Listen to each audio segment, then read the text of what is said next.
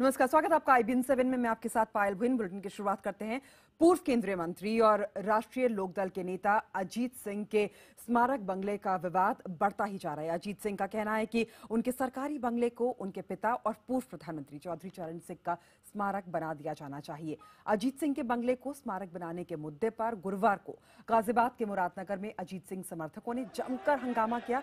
अजीत समर्थकों ने दिल्ली को पानी सप्लाई करने वाली गंग नहर पर कब्जा करने की भी कोशिश की और इस दौरान आरएलडी कार्यकर्ताओं और पुलिस वालों के बीच जमकर झड़प भी हुई, जिसमें दर्जनों प्रदर्शनकारी जख्मी भी हो गए। भीड़ के पथराव में गाजियाबाद के एसएसपी धर्मेंद्र यादव समेत 20 से ज्यादा पुलिसकर्मी भी जख्मी हुए थे। और इस बीच केंद्र सरकार ने साफ कर दिया है कि वो अजीत सिंह के सरकारी बंगले को स्मारक नहीं बनाएगी। तो केंद्र सरकार ने अजीत सिंह के बंगले को स्मारक बनाने से इनकार कर दिया है। बंगले को लेकर विवाद जारी है। 12 तुगलक रोड पर उनका बंगला है, जिसे अजीत सिंह कह रहे हैं क्योंकि उनके जो पिताजी थे चौधरी चरण सिंह, वो प्रधानमंत्री थे और लोगों की भावनाएं जुड़ी हैं। तो इस बंगले को सरकार स्मारक बना देना चाहिए, लेकिन सरकार ने दो टुक कह दिया है, साफ कर दिया है कि नहीं, इसको नहीं बनाया जाएगा स्मारक। किसानों में भावना है कि चौधरी साहब के नाम का स्मारक बनना चाहिए। अभी तक ये मकान था, चौधरी साहब यहाँ सन 78 में आए थे। मैं जब तक यहाँ रह रहा था, लोग इसको चौधरी साहब का भवन ही मानते थे, अपना ही मकान मानते थे। और देश भर के किसान जब आते थे दिल्ली तो यहाँ आते थे। तो इसलिए अब इसका ये आंदोलन शुरू हुआ है और हम आशा करेंगे कि ये इसमें कोऑर्डिनेशन कमेटी है, किसान यूनियन है, चौधरी चरण सिंह विचार मंच है, वो इसको आगे बढ़ाएंगे। वहीं केंद्रीय मंत्री वेंकैया नायडू ने कहा है कि अजीत सिंह के सरकारी बंगले में वो स्मारक नहीं बनेगा। और नायडू का कहना है कि सरकार ने किसी भी सरकारी मकान को स्मारक नहीं बनाने का फैसला किया है। इसके पहले खुद श्री अजीत सिंह जी केंद्र सरकार में महत्वपूर्ण दायित्व निभा रहे थे, मंत्री के रूप में काम किया है। और जो कांग्रेस लोग जो आज ये सलाह दे रहे हैं हमको, वो लोग मेरे ख्याल से 50 साल देश में राज किया है। और इस बीच में 10 साल उनका राज चला। उस समय उन्होंने इस विषय में कुछ रुचि लिया नहीं, कुछ किया नहीं। चरण सिंह जी देहात होके मेरे ख्याल से 37 इयर्स हो रहे। 37 इयर्स के बाद अभी हमारा सरकार आने के बाद 3 महीने में हमारा सरकार ने ये ऐसा किया है, किसान विरोधी, ये कहना बहुत गलत है। और वेंकैया नायडू के बयान के जवाब में अजीत सिंह का कहना है कि जगजीवन राम, लाल बहादुर शास्त्री जैसे नेताओं ने भी कि उनके भी स्मारक बने हैं। ऐसे में केंद्र सरकार को चौधरी चरण सिंह का स्मारक बनाने पर भी विचार जरूर करना चाहिए। लाल बहादुर शास्त्री जी का बना, उसके बाद कांशीराम जी का बना, और अभी 6 महीने करीब शायद हुए होंगे बाबू जगजीवन राम का बना। तो नायडू साहब को जरा थोड़ा सा पढ़ लिख के बाद, सोचने के बाद, समझने के बाद, और ऐसी बात नहीं, दुनिया भर में नेताओं के जिन्होंने देश के लिए कुछ किया है उनके मेमोरियल बनाए जाते हैं। और सरकारी तो उसका इंतजाम करती है, सरकारी जमीन देगी और कहाँ से आएगा। तो नायडू साहब को थोड़ा सोचना चाहिए था इस बारे में। और इस पूरे विवाद पर समाजवादी पार्टी का कहना है कि चौधरी चरण सिंह का स्मारक बनाना चाहिए, लेकिन इसके लिए हिंसा का जो तरीका अपनाया जा रहा है वो सही नहीं है। समाजवादी पार्टी इस बात के पक्ष में कि चौधरी चरण सिंह का स्मारक बनना चाहिए, उनकी यादगार बनी रहनी चाहिए। किसानों के देश के सबसे बड़े नेता थे, देश के किसानों को बहुत कुछ दिया। राजनीति में भी उन्होंने एक इच्छा भी बनाई, एक संदेश दिया। लेकिन कुछ लोग जिस तरीके से उसकी मांग कर रहे हैं, इससे तो चौधरी साहब की गरिमा को गिरा रहे हैं। हुड़दंग करके, पानी बंद करके, जबरदस्ती कब्जा करके कभी चीजें नहीं बनती है। राजनीतिक ढंग से मांग करके और सम्मान के साथ चीजों को बनना चाहिए। चौधरी चरण सिंह देश के पूर्व प्रधानमंत्री थे, किसानों के नेता थे। भूमि सुधार और किसानों के लिए बहुत बड़ी लड़ाई उन्होंने लड़ी। उनके हित के लिए ग्राम विकास के बड़े काम हैं। हमें लगता है कि अगर उनकी मेमोरियल की बात उठती है तो देश के आने वाली पीढ़ी को जो नेताओं की धरोहर है या नेताओं के काम है उसकी जानकारी के लिए इस तरह से अगर मेमोरियल बनाने की बात होती तो हमें लगता है कि लोगों ने उसका स्वागत करना चाहिए। और हमारे साथ फोन लाइन पर जुड़ चुके हमारे वरिष्ठ सहयोगी नीरज गुप्ता। नीरज, इतने समय से चौधरी चरण से ये खुद सरकार में रहे और अजीत सिंह खुद सरकार में रहे, तब क्यों नहीं ये मांग उठाई कि जो बंगला है उनको उसको स्मारक बना दिया जाना चाहिए? अब जब उनको छोड़ने के लिए कहा गया है तब इस बात को कह रहे हैं कि इसको स्मारक बना देना चाहिए? देखिए, बिल्कुल जिस तरीके से बयानबाजी पिछले कुछ दिनों में अजीत सिंह की हुई है, उससे देख के लगता है सिंह चौधरी चरण सिंह के स्मारक के नाम पर एक इमोशनल कार्ड खेल रहे हैं और उत्तर प्रदेश के का जो वोट बैंक है चौधरी चरण सिंह के नाम पर जो वोट देता है उन्हें, उसे नाम बंद कर रहे हैं। क्योंकि जिस दिन ये बिजली पानी काटा गया था पिछले शुक्रवार को, उस वक्त अजीत सिंह ने ये कहते हुए शिकायत की थी कि वो फिलहाल पितृपक्ष चल रहा है और पितृपक्ष के बाद वो ये घर खाली कर देंगे। सरकार ने उतनी भी इंतजार नहीं की और उनका बिजली पानी काटने का हुक्म दे दिया। यानी उस वक्त वो इस स्मारक की बात नहीं कर रहे थे, घर खाली करने की बात कर रहे थे। लेकिन अब अचानक ये ख्याल आया कि चौधरी चरण सिंह का स्मारक बनाने के नाम पर इस बंगले में रहा जा सकता है। उनकी ये दलील अपनी जगह सही है कि पिछले कुछ सालों में यूपीए सरकार के रिजीम में और उससे पहले भी बहुत से जो पुराने नेता हैं उनके जो बंगले थे उन्हें स्मारक बनाया गया। चौधरी चरण सिंह भारत के प्रधानमंत्री रहे हैं, 5 महीने तक ही रहे हों, लेकिन वो भारत के प्रधानमंत्री रहे हैं, इसमें कोई शक नहीं है। इससे पहले चौधरी देवीलाल, जीवन राम, काशी राम, जो नाम उन्होंने खुद भी गिनवाए, उन तमाम लोगों के इसी तरीके से उनके बंगलों में उनके सक्सेसर, उनके उत्तराधिकारी, जो सियासी उत्तराधिकारी थे, वो आते रहे और आखिर में जब उन्हें बंगला खाली करने की नौबत आई तो स्मारक बनवा लिया गया। लेकिन एनडीए सरकार का रुख साफ है। जो अर्बन डेवलपमेंट मिनिस्टर हैं वेंकैया नायडू, उन्होंने ये साफ कर दिया है कि यहाँ स्मारक नहीं बनेगा, क्योंकि सिर्फ अजीत सिंह की नहीं, करीब 3 दर्जन ऐसे सांसद और मंत्री हैं जो बंगला खाली नहीं कर रहे थे और उनसे बंगला खाली करवाने के लिए जोर जबरदस्ती की जो उनके ऊपर दबाव डाला जा रहा है। ऐसा होगा अगर चौधरी अजीत सिंह को ये छूट दी जाएगी तो बाकी भी कोई ना कोई बहाना लेकर छूट मांगने की कोशिश करेंगे। हालांकि इसमें एक बात जरूर है कि बीजेपी इसमें पश्चिमी उत्तर प्रदेश में जो इस बार उन्हें अच्छा खासा वोट मिला था लोकसभा के दौरान, वो उसको जोखिम उठा रही है कि चौधरी चरण सिंह के नाम पर अगर वो जाट वोट बैंक लामबंद होता है तो सियासी तौर पर वो बीजेपी को नुकसान भी पहुंचा सकता है। लेकिन फिलहाल तो बीजेपी का और एनडीए सरकार का रुख साफ है कि स्मारक नहीं बनेगा। जी नीरज, एनडीए और बीजेपी सरकार का रुख तो साफ है कि स्मारक नहीं बनेगा, लेकिन अजीत सिंह इस विरोध प्रदर्शन को कितनी आगे और लेके जाना चाहते हैं?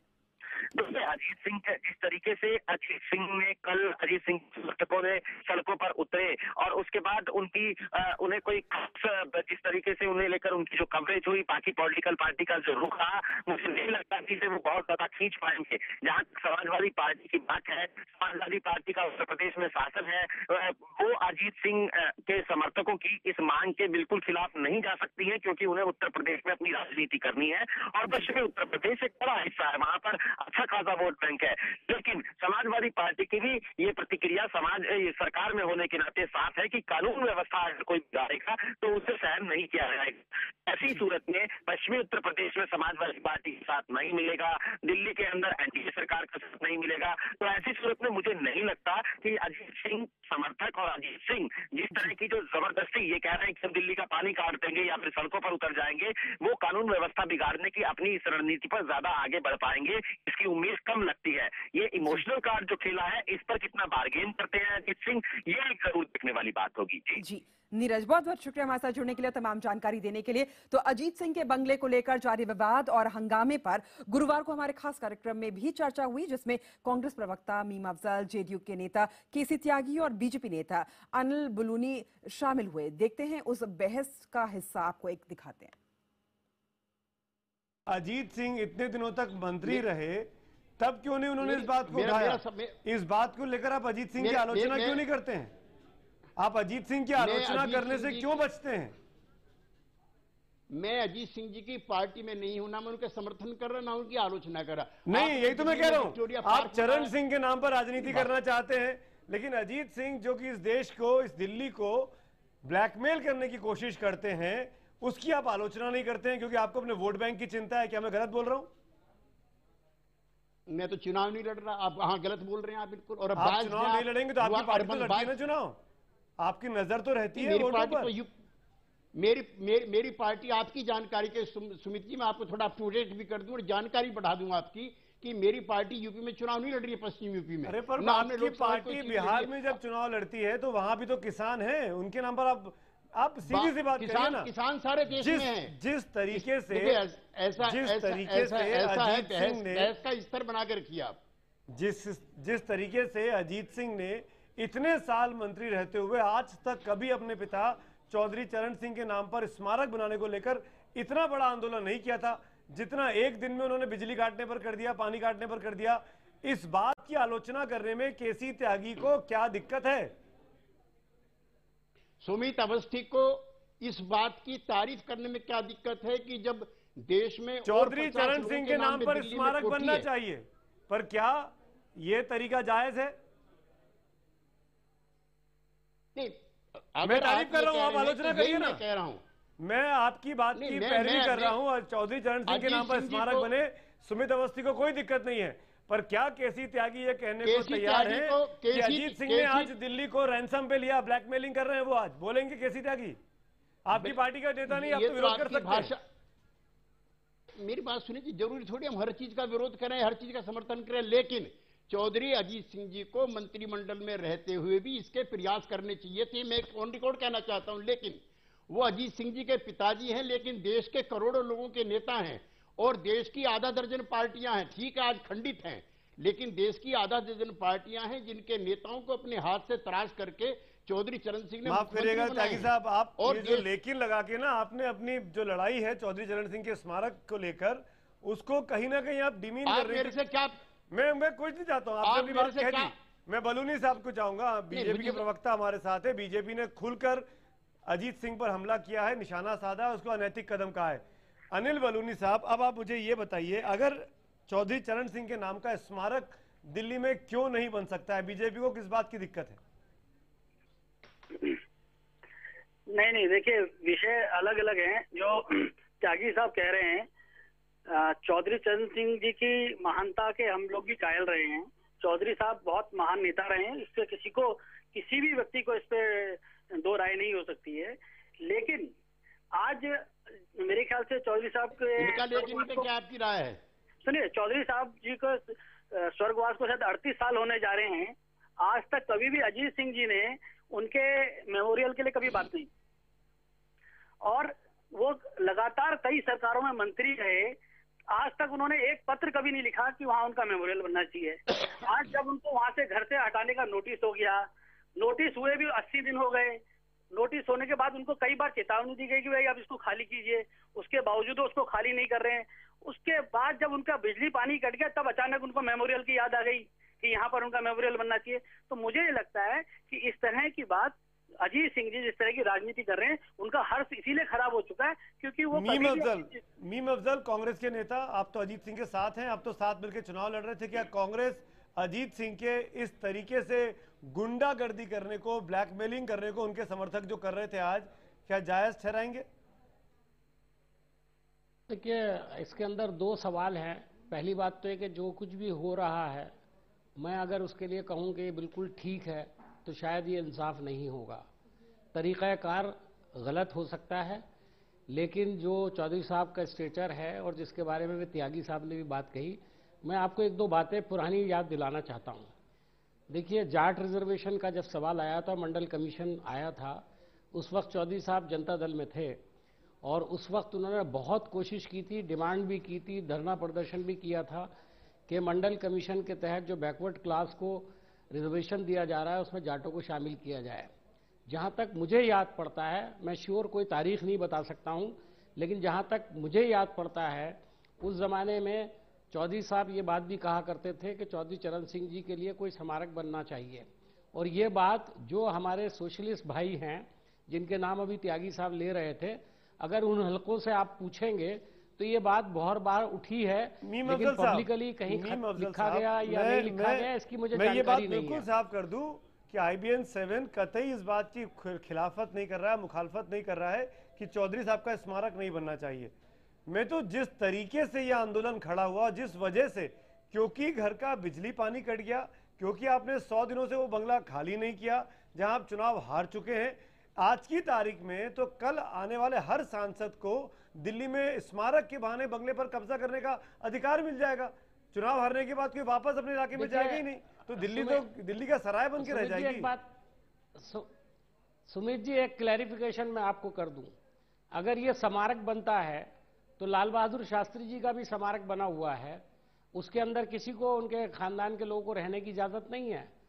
इंदिरा जी के नाम पर भी जो स्मारक बना हुआ है उसके अंदर कोई रहता नहीं है। तो अगर चौधरी साहब के नाम का ये स्मारक बनेगा तो चौधरी अजीत सिंह साहब इसमें रह नहीं पाएंगे। ये बात मैं आपको बिल्कुल क्लियर बता रहा हूं, जो रूल है उसके तहत बात कर रहा हूं, क्योंकि मुझे इसकी जानकारी है। बिल्कुल। तो अगर वो डिमांड कर रहे थे तो मैं समझता हूं कोई गलत नहीं है, लेकिन जो तरीका वहां पर हुआ और जिस तरह पानी वानी काटने की कोशिश आप की, तो सरकार में बचना चाहिए। आप तो सरकार में साथ रहे, आप लोगों ने 10 साल सरकार चलाई, करीब 5 साल से अधिक आपका साथ भी रहा अजीत सिंह के साथ। क्या अजीत सिंह ने एक बार भी कहा मीम अफजल से या मनमोहन सिंह से या सोनिया गांधी से कि भाई मेरे बंगले को आप स्मारक बना देना, मैं खाली कर देता हूं? देखिए, मुझे इसकी कोई जानकारी नहीं है, लेकिन मैंने जो बात कही ये चर्चा अक्सर होती थी, और शायद केसी भाई को भी शायद ध्यान होगा कि जनता दल के जमाने के बाद बहुत बार जब सोशलिस्ट लोग सब मिलते थे तो ये डिमांड करते थे कि चौधरी साहब का स्मारक बनना चाहिए।